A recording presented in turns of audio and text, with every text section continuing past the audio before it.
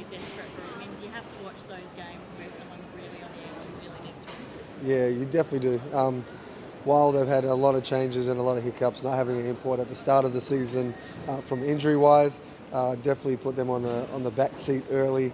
And right now, they've all got a fighting chance. You know, they played Melbourne, went to overtime. Melbourne turned around and beat Perth. So the whole competition in the league, the way it's all set up, is the way it's supposed to be. Like, great for TV. Everyone's jockeying for position, especially early in the season. And every game is you got to play your best. Well, the last round was it was described as one of the greatest rounds ever. Would you describe it that way? Well, we didn't get a win in last round, so and Halloween's now passed. So that was, like I say, that was a trick that was played on us. But overall, yeah, it was very good, entertaining basketball. And while we had our moments, I thought our bounce back was from our home loss to going on the road and sending a game to overtime and having every chance to win that game was great strides from where we were to where we finished the weekend off. But again, we have a job ahead, and we've got 2 games this week, and against 2 teams that both lost, and we're fighting with them to, you know, not to keep our streak alive, but just to make sure that we're in a good position. How do you regroup from an OT loss like that was quite winnable and then turned into an overtime loss? Yeah, well, you got to take every game and every day is a learning lesson.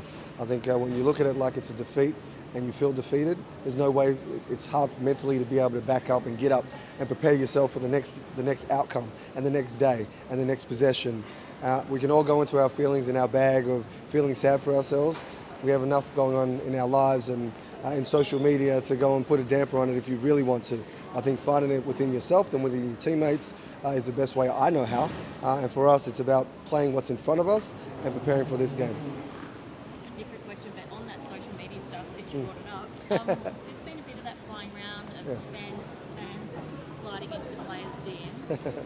What's your advice to players? Do you tell them not to look at it, not to touch it, or how do they deal with that sort of negativity? I think everybody's different. I mean, I can tell you what to do, and you know, I'm talking to grown men every single day. So everyone will handle it the way that they need to handle it. Clearly, we have like policies and people in place that can help in those areas.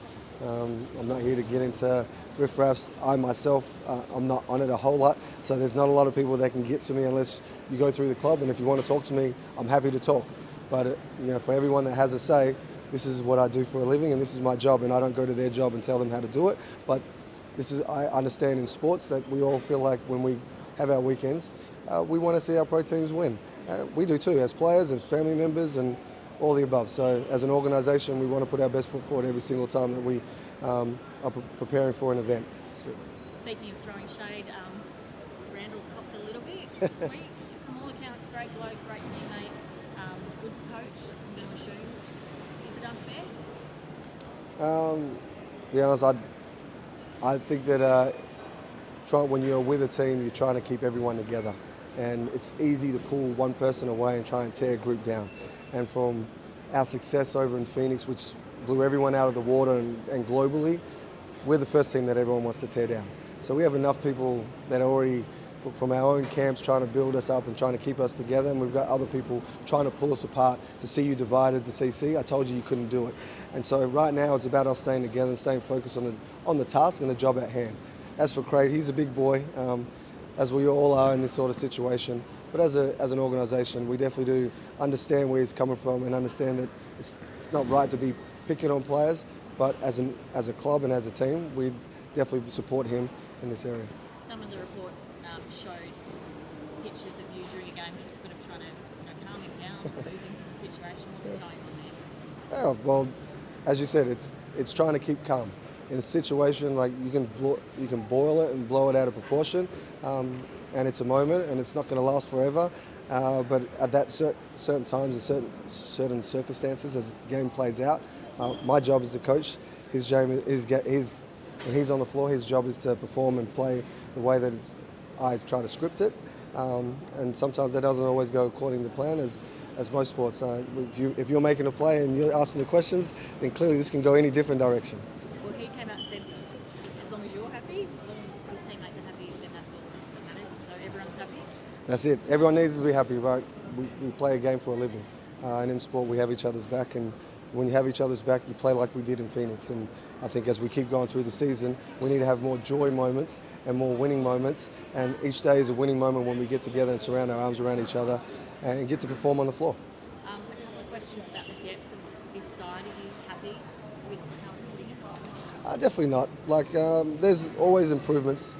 I'll be lying if I told you that I was pumped with where we sit right now on the ladder, but I understand the journey that we've been on so far and the journey within the team and what we're still trying to come out from. How many minutes you guys play to expectations to your roles. Like, I'm not going to say that I've had a perfect run with that, as the players we haven't played a perfect game yet since, and the Phoenix wasn't a perfect game either. So from the preseason all the way to this moment, we haven't had a perfect moment, but we've had some good moments that have shined and really taken over. What needs to change to get to that perfect match? Well, that takes time. As you know, like, nothing's going to happen tomorrow or the next day, but bit by bit, doing your part, playing your role and giving your best effort when you're on the floor clearly goes a long way to everyone else feeding off that and playing the right way.